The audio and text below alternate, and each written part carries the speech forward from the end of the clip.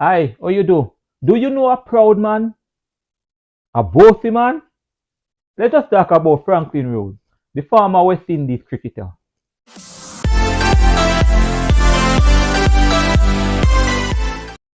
Hi, how you do? Welcome again. So we're talking cricket, man, but in a different way, as I always said. We're looking back on some West Indies cricketers who have made it to the West Indies team, but they didn't go on.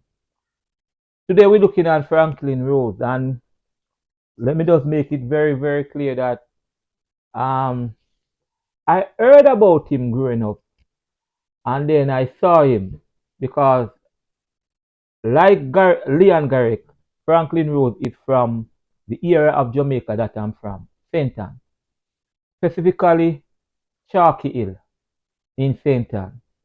For those of you who know geography, the area is Steertown, Chalky Hill, Davistown, go on and on. So Steertown, Chalky Hill is actually on a hill. Um, But Franklin didn't attend school in St. Ann.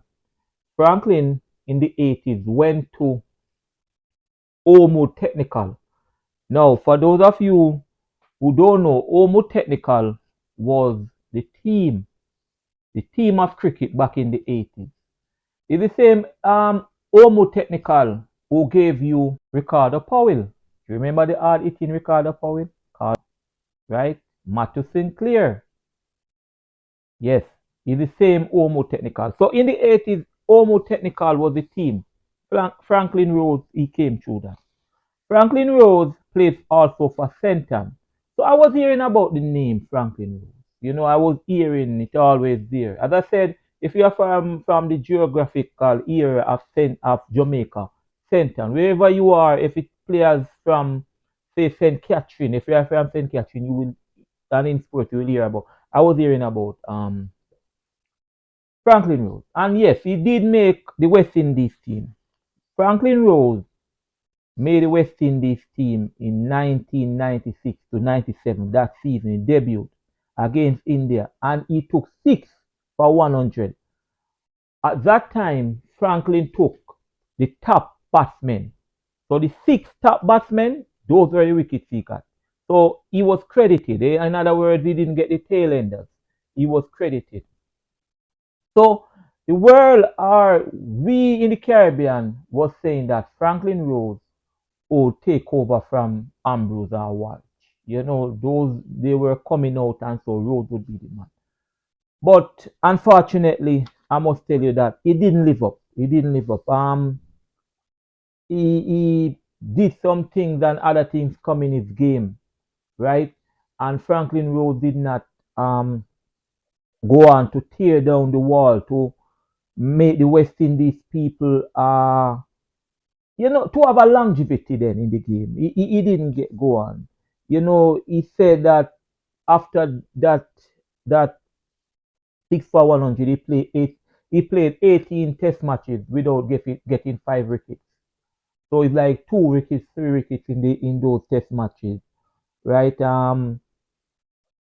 It was said that he was a bowler um, who didn't use his brain. In other words, he was pitching in short deliveries and all of that. And one test match that they hold him for is one where West Indies should have won in England, and he was trying to bounce Dominic Cork, right? And West Indies end up losing the test match in that circumstance, those circumstances. So Franklin Rose was like that. If you know Franklin Rose, and let me just share this with you, right? I was working at a resort one of the time, and the West Indies team was staying there. So I saw one Franklin Rose and there. If you know Franklin Rose, you know a bossy man. You know a proud man. He's a typical example of that person. If you know Franklin Rose at that time. But one of the things that um they said affect his game, and this is all alleged. I wasn't there. These are stories that you heard, right? They say that one of the things that affected his game is alleged that he could not get along with Brian Lara.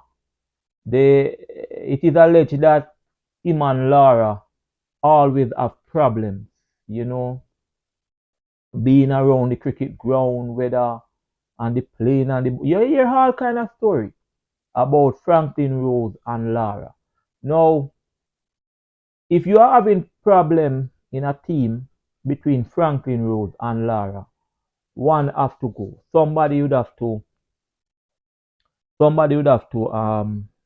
go.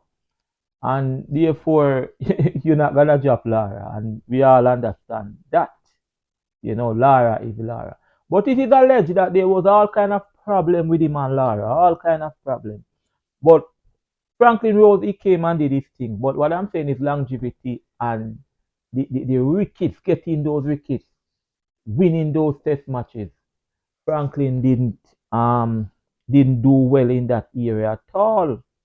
Because as I said, a lot of persons having to take over from Walsh. As a matter of fact, Mervyn Dillon was to take over from Walsh and he was to take over from Ambrose. So that was the story. I'm gonna break down his stats, re-test match and ODI. So he played 19 test matches, 31 innings, 324 balls. He took 53 wickets. 19 test matches, 53 wickets.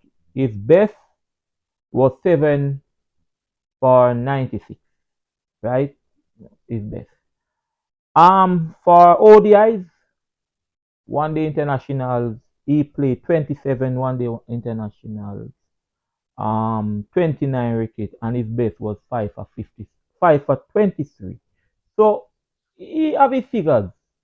As I say, it was a promising bowler in his days, very, very promising. It's like Franklyn Rose did not get to fulfill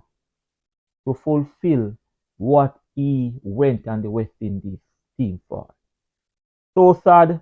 As I said, things happen along the way. I today want to look at Franklyn Rose and his contribution. You guys let me know what you think. Have you ever seen him bowl? Was very good at swing. I can tell you that. And his figure. Those time West Indies was looking for tall, fast bowlers. Yes, Franklyn Rose. Let me know in the comment section what you think about Franklyn Rose. What if you have ever seen him? Leave me a comment, man. We're doing things like these. I tell you, I got up this morning watching India versus Pakistan in the Champions Trophy, and trust me, my mind just flash back on West Indies and say, why couldn't we be there? But such is life. All right, West Indian people will love our cricket. We continue to talk. See you.